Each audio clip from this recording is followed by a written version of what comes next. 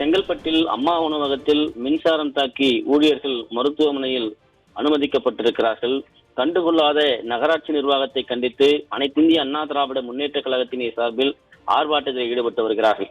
அம்மா உணவகம் என்பது புரட்சித் தலைவி இதய தெய்வம் ஜெயலலிதா அவர்களுடைய ஆட்சி காலத்திலே ஏழை மக்கள் பசியாற வேண்டும் என்பதற்காகவும் மலிவு விலையில் தரமான உணவுகள் 3 வேளையும் வழங்க வேண்டும் என்பதற்காக கொண்டு வரப்பட்ட ஒரு அமுத சுரபி திட்டம்தான் அது. மணிமேகலையாக இருந்து தமிழகத்தின் தாயாக இருந்து ஜெயலலிதா அவர்கள் இந்த திட்டத்தை செயல்படுத்தினார். தமிழகம் மட்டுமல்லாது உலக அளவில் பல்வேறு இந்திய அளவில் இருக்கக்கூடிய பல மாநிலங்கள் ஆய்வு செய்து இந்த திட்டத்தை தங்களுடைய மாநிலத்திற்கும் கொண்டு செல்ல வேண்டும் என்பதற்காக ஒரு உன்னத திட்டமாக, ஏழைகளுடைய பசியை போக்கிய திட்டமாக இந்த திட்டம் இருந்தது. திமுக அரசு ஆட்சி அமைத்த பிறகு அம்மா உணவகத்தை முடக்குகிற ஒரு நோக்கத்தோடு அம்மா உணவகத்துக்கு வழங்கக்கூடிய உணவுப் பொருட்கள் வழங்காதது, அதே போன்று அம்மா உணவகத்தினுடைய கட்டுமான பணிகளை பராமரிக்காதது, மின்சாரத்துறையினுடைய உபகரணங்கள் பராமரிக்காதது, அந்த சமையல் செய்யக்கூடிய பாத்திரங்களை முறையாக மாற்றி கொடுக்காதது, புதிய பாத்திரங்கள் வாங்கி கொடுக்காது என பல்வேறு நெருக்கடிகளை கொடுத்து அந்த ஊழியர்களுக்கும் ஊதியத்தை குறைத்து ஊதியத்தை கொடுக்காமல் பல்வேறு நெருக்கடிகளுக்குள் ஒரு செயற்கையான ஒரு நெருக்கடியை இவர்களாகவே உருவாக்கினார்கள். ஆனாலும் கூட ஏழை எளிய மக்கள் அந்த திட்டத்தை அவர்கள் விடக்கூடாது என்பதில் கண்ணும் கருத்துமாய் இருந்தார்கள்.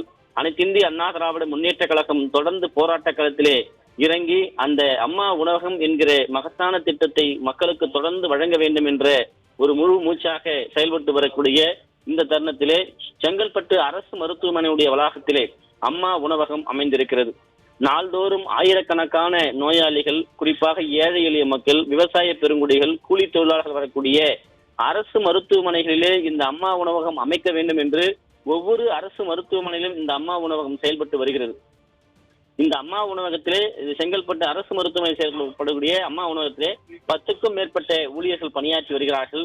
குறிப்பாக பல மாதங்களாக மின்சார உபகரணங்கள் மின் இணைப்பு பழுது ஏற்படுவதாகவும் இதனை சரி செய்து கொடுக்க வேண்டும் என்று நகராட்சிக்கு புகார் அளித்தும் கூட எந்த விதமான நடவடிக்கையும் எடுக்காமல், கண்டுகொள்ளாமல், கண்டும் காணாமல் இருக்கக்கூடிய ஒரு நகராட்சி நிர்வாகத்தின் காரணமாக இன்றைக்கு அம்மா உணவகத்திலே சமையலராக பணியாற்றி வரக்கூடிய மேனகா என்கிற பெண், அந்த ஊழியர் உணவு செய்வதற்கான பணியை தொடுகிற பொழுது மின்சாரம் தாக்கி மயங்கி விழுந்திருக்கிறார். ஒரு மனித உயிரினுடைய அந்த மதிப்பை கூட உணர முடியாத ஒரு அரசாக, ஒரு நிர்வாகமாக திமுக அரசு இருக்கிறது. அதனால்தான் இப்படிப்பட்ட ஒரு நிலைக்கு செல்லக்கூடிய, ஒரு உயிரை இழக்கக்கூடிய, ஒரு மின்சாரம் தாக்கி மயங்கி விழக்கூடிய ஒரு சூழ்நிலைக்கு செல்ல வேண்டிய ஒரு அபாயகரமான நிலை இருக்கிறது.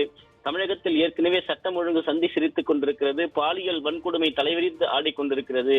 இந்த சூழ்நிலையில் அம்மா உணவகம் கூட சரியான முறையில் செயல்படுத்த முடியவில்லை என்றால் அங்கு இருக்கக்கூடிய மின்சாரத்தை சரியான முறையிலே அதனை பழுது பார்த்து தரக்கூடிய ஒரு நிர்வாக திறனற்ற நகராட்சி நிர்வாகமாக இருப்பதை கண்டித்து அனைத்திந்திய அண்ணா திராவிட முன்னேற்ற கழகத்தின் சார்பிலே, அதிமுக சார்பிலே நகர கழக செயலாளர் செந்தில்குமார் அவருடைய ஏற்பாட்டிலே நூற்றுக்கணக்கானோர் அங்கு திரண்டு ஆளுகிற திமுக அரசுக்கு எதிராகவும் நகராட்சி நிர்வாகத்தை கண்டித்தும் அவர்கள் கண்டன முழக்கங்களை முன்வைத்து வருகிறார்கள்.